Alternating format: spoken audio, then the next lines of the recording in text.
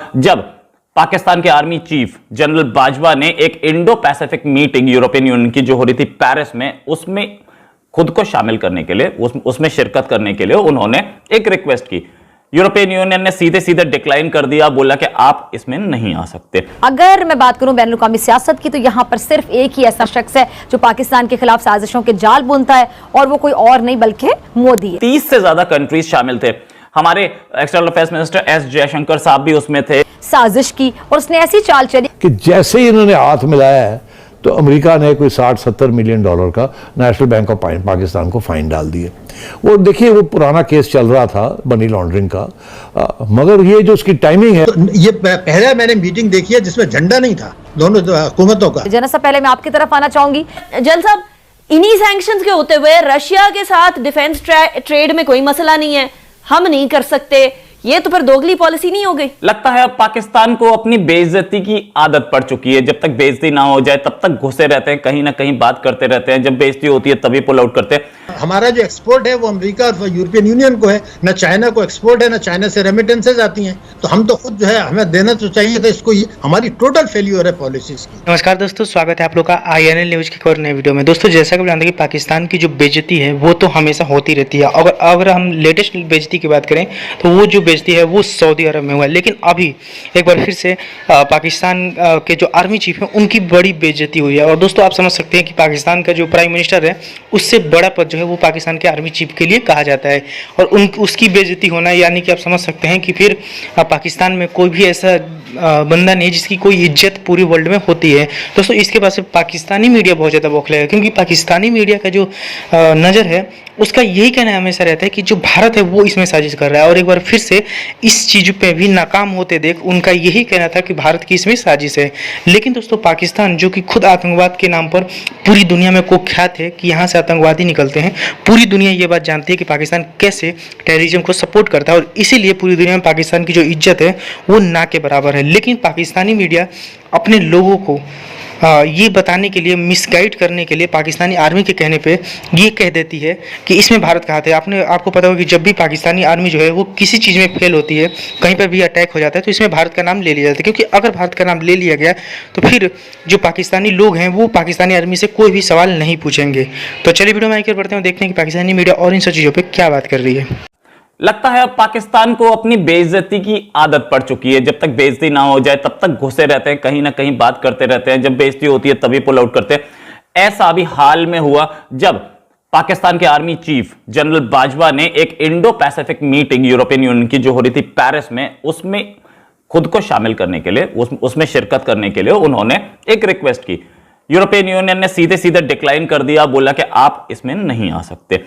ये मीटिंग जो थी इंडो पैसिफिक रीजन के लिए थी, मतलब इंडियन ओशन जहां से 60% का ग्लोबल ट्रेड जाता है वर्ल्ड का, उसकी सिक्योरिटी और उस इंडो पैसिफिक एरिया की सिक्योरिटी के लिए थी, जिसमें 30 से ज्यादा कंट्रीज शामिल थे।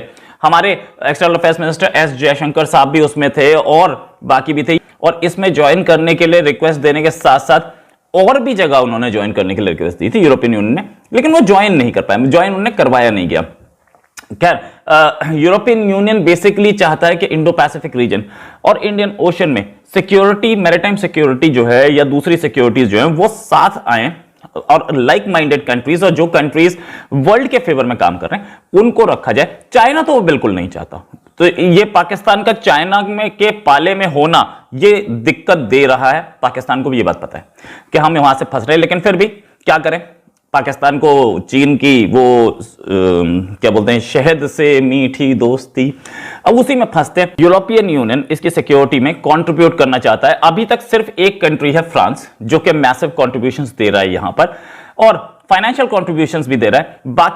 बाकी कंट्रीज बहुत ज्यादा कंट्रीब्यूट नहीं कर रहे। तो ये मीटिंग इसी चीज के लिए आई थी कि वो कंट्रीब्यूट करें, अपनी सेना भी लगाएं, नौसेना भी लगाएं, साथ में वो फाइनेंशियली भी करें, और चाइना जो इधर अपना दबदबा बढ़ा रहा है उसको कम किया जाए।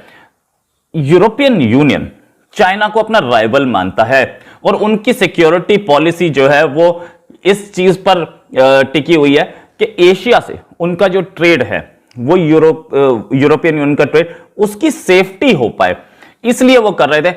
पाकिस्तान के आर्मी चीफ कमर जावेद बाजवा ने एक और मीटिंग भी मांगी थी, एक और मीटिंग के लिए भी बोला था, वो थी यूरोपियन यूनियन के high representative for foreign affairs and security policy Josep Borrell Fontelles के साथ।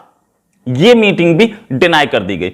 डिनाई इसलिए की गई कि उन्होंने बोला कि भैया आप कौन हो, आप आर्मी चीफ हो, आप कोई डिप्लोमेटिक आदमी नहीं हो, आपसे हम मीटिंग क्यों करें, और आपके साथ मीटिंग करने का हमें कोई शौक नहीं है। आप पाकिस्तान के हो, चाइना से मीटिंग करो, हमसे क्यों कर रहे हो।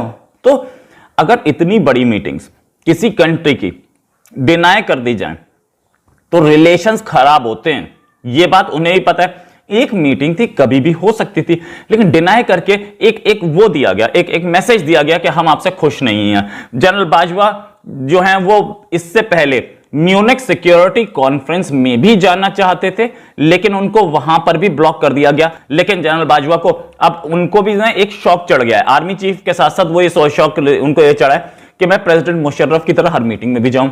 इमरान खान क्या कर रहे हैं, अंडे दे रहे हैं। खैर, इमरान खान कुछ भी करे और आर्मी चीफ कंट्री चलाने की प्लान बनाए, लेकिन इसके साथ साथ पाकिस्तान को एक बात अच्छी तरह से पता है, जो रीजन है इन सारी मीटिंग्स के डिनाइल का, रीजन क्या है। रीजन ये है कि तालिबान को जो अनलिमिटेड सपोर्ट था पाकिस्तान, उससे पूरा यूरोप नाराज है। ठीक है। अच्छा डॉक्टर साहब, आपकी तरफ आ रही हूँ। माहिरीन ये कह रहे हैं कि जी रूस यूक्रेन की जो जंग है, इससे एक असर तो पाकिस्तान के इंपोर्ट बिल पे पड़ेगा, जो कि जो तेल की जी बढ़ती हुई कीमतें उसकी वजह से वाजे है, और जो दूसरा बराह रास्त डॉक्टर साहब असर बताया जा रहा है वो पाकिस्तान पे पड़ेगा कि वो गंदम की कीमत पे पड़ सकता है, जो पाकिस्तान यूक्रेन से दरामद करता है। तो गुज़िश्ता माली साल के दौरान पाकिस्तान ने यूक्रेन से 13 लाख टन गंदम बरामद की थी, इस पर आपका तजिया चाहूंगी मैं। तो ये जो जबरदस्त तबाही बर्बादी आएगी यहाँ पर इसकी कीमतें बढ़ने से, जबकि हमने रुपए की कदर गिरा दी है। जो असल नुकसान वो है, इसलिए कि जब इंपोर्ट होता है रुपीस में तो 152 से हम 174 पर आ गए मई से अब तक। ये है बड़ी तबाही। तो अगर मजीद बढ़ती है तो हमारा यहाँ पर नुकसान होगा। ये कैसे कंसेशन दे रहे हैं, ये तो एक सवाल पैदा हो रहा है। लेकिन अब ये गंदम का जो मसला है, पहले तो ये है कि हमने एग्रीकल्चर में क्या किया है कि इस वक्त तो इंडिया अफगानिस्तान को जरूरत थी तो हमने इंडिया को इजाजत दी कि यहाँ से माल चला जाए, तो हम तो खुद जो है हमें देना तो चाहिए था इसको। हमारी टोटल फेल्यूर है पॉलिसीज की। लेकिन अल्टीमेटली कहीं ना कहीं से ये तो इंपोर्ट नहीं तो वजीर तिजारत ने कहा जी हमें तो भारत से तिजारत शुरू कर देनी चाहिए। वो खेल भी शुरू कर दिया इन्होंने। रशिया के पास एक वाहिद सलाहियत जबरदस्त है कि वो हमें पेट्रोलियम और गैस की एक्सट्रैक्शन में हेल्प कर सकता था। पेट्रोलियम पीपीएल के साथ और ओजीडीएल के साथ वो बातें करने के बजाय नॉर्थ साउथ पाइपलाइन की बात जो बननी नहीं है अभी बरस तक। तो ये पहला मैंने मीटिंग देखी है जिसमें झंडा नहीं था दोनों हुकूमतों का, और 3 घंटे तक बिठा के उन्होंने मैसेज दी रशिया ने कि हम अकेले नहीं हैं, हमें क्या मिला उसमें।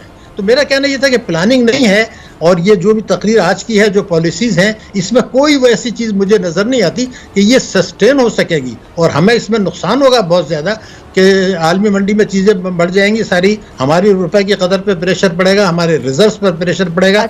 और मुझे तो ये लगता है कि अमेरिका हमें घेर रहा है IMF और FATF के थ्रू, और हम अमेरिका के खिलाफ जा नहीं सकते हैं। इसलिए कि 2-3 बातें बता दूं। IMF और वर्ल्ड बैंक के कर्जे वहाँ से मिलते हैं।